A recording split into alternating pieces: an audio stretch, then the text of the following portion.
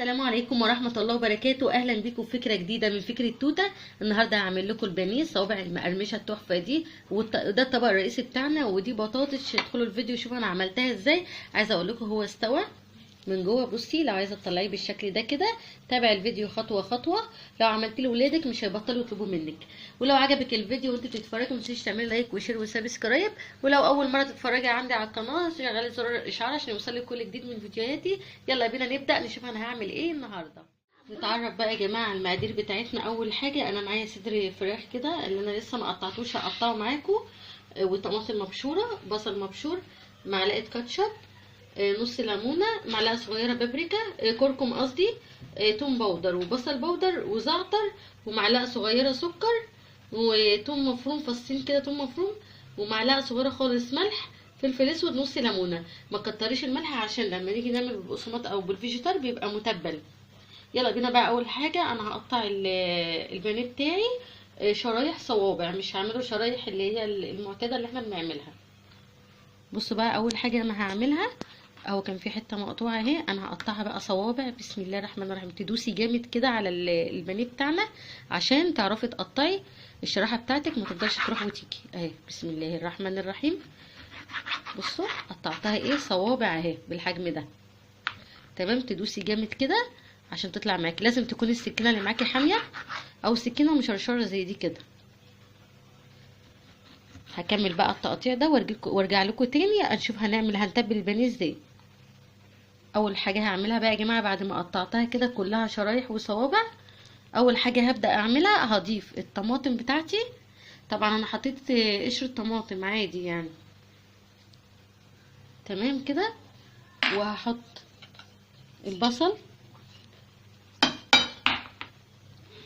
حطيت الطماطم ودي معلقه الكاتشب. معلش عشان ابني الصغير كان بيصورني فمش عارف، هز التليفون شويه. وادي البصل المبشور بتاعنا. طبعا انا غسله الفراخ بتاعتي كويس بالخل والملح والليمون زي ما بنغسل الفراخ بتاعتنا. هبدا بقى احط التوابل بتاعتي، كل التوابل بتاعتنا اللي احنا حضرناها، معلقه السكر والملح والثوم المفروم والثوم البودر والبصل البودر والزعتر والكركم والفلفل الاسود. كل ده هحطه مع بعضيه كده بالطريقه دي. وهبدا بقى ايه اقلبها، او هضيف كمان معلقه خل صغيره. ادي معلقه الخل وعصره الليمونه بتاعتنا اهو. الليمون ده اللي انا مفرزاه يا جماعه معاكم في الفيديو. بصوا طالع عامل ازاي من التفريز، مفيهوش اي حاجه خالص، بالعكس بيعصر كل الميه اللي بتبقى فيه. هقلب بقى الخلطه دي كلها واسيبها لمده ساعتين 3 ساعات. الوقت اللي انت عايزه تسيبها فيه سيبها فيه. انا هسيبها وابدا بقى احضر البطاطس اللي انا عاملاها جنب البانيه. وهتشوفوا البطاطس دي طعمها تحفه واولادك هيحبوها. وانتوا عارفين بقى البطاطس مفيده طبعا، فيها فيتامين ب. هشيل الخلطه دي بتاعتي لمده ساعتين 3 ساعات، اي وقت اقصى وقت ممكن. هشيلها في التلاجة وارجع لكم تاني بقى نشوف نطلعها مقرمشه وحلوه وطعمها حلو ازاي ولادك يحبوها.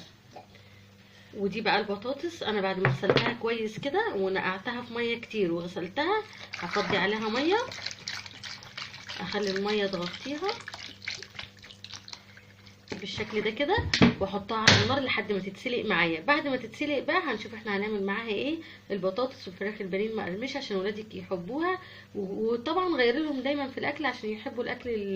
الحاجات اللي مش بيحبوها دي غير لهم عشان يحبوها على طول. بعد بقى ما تبلت البانيه بتاعي اهو، سواء بقى عايزه تعملي شرايح صوابع او شرايح كده طويله اعمليه زي ما انت حابه. معايا البقسماط او الفيجيتار بتاعي اهو بالشكل ده كده، ومعايا معلقه كبيره من النشا، ومعلقه صغيره بيكنج باودر، وبيضتين، ونص معلقه فلفل اسود هحطها على البيض كده عشان ما يبقاش زفر معايا. وهقلبه كده تقليبه ايه كله مع بعضه كده لحد ما اخليه سايل.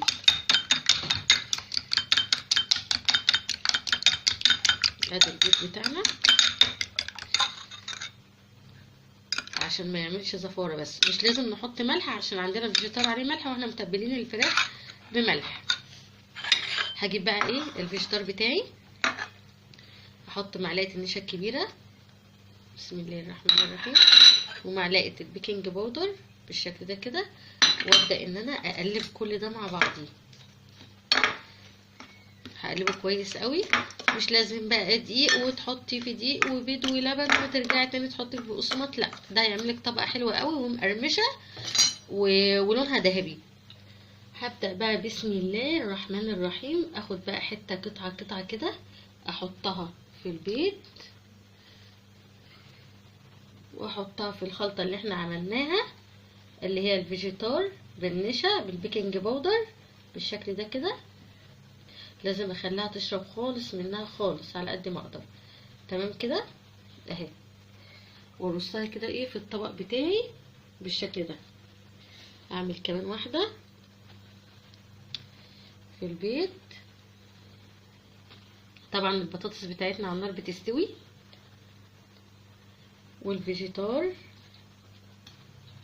حابه بقى تحطي في دقيق وترجعي تاني تحطي في الفيجيتار، انت حره. لو حابه تحطي في دقيق بنشا وتحطي في البيض وترجعي تاني تحطي في الفيجيتار زي ما تحبي، بس انا بسهل عليكي بدل ما تعملي كذا حاجه. هكمل بقى الكميه وارجع لكم. وبعد ما خلصت بقى كميه الفراخ كلها كده وغطيتها بالفيجيتار والخلطه اللي انا عملتها، هحطها في الفريزر لمده من تلت ساعه نص ساعه، وبعد كده بقى اطلعها للتحمير. تابعوا الفيديو لاخره عشان تشوفي هي بقت مقرمشه ازاي وحلوه. طبعا سر القرمشه في النشا اللي انا حطيتها، وفي الطريقه دي اللي انا هحطها في الفريزر لمده من تلت ساعه ونص ساعه. بصوا بقى يا حبايبي البطاطس بتاعتنا، تعرفي ان هي استوت ازاي؟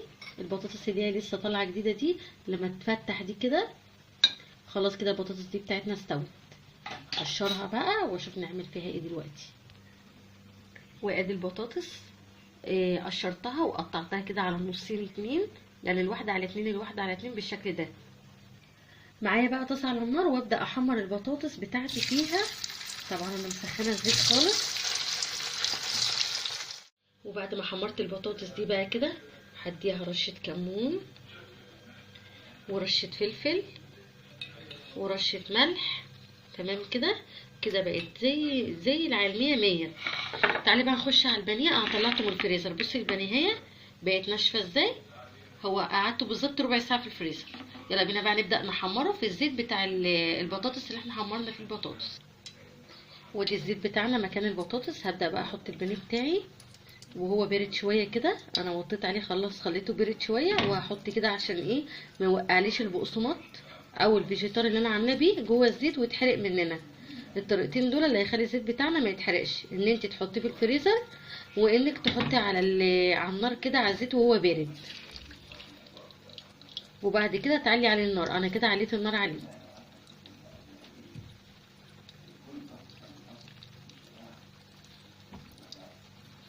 ارجع لكم بقى اوريكم لون البانيه بتاعنا بعد ما يحمر كده ويقرمش. بصوا بقى البانيه بتاعي خلص ازاي. هوريكم مستوي حلو ازاي من جوه، وعايزه اقول لكم مقرمش. بصوا باين عليه كمان ان هو ناشف كده ومقرمش، وانا دقت منه حته طعمه يجنن والله العظيم. جربيه مش هتبطلي تعمليه. يلا بينا بقى نشوف ايه الشكل النهائي للطبق بتاع النهارده.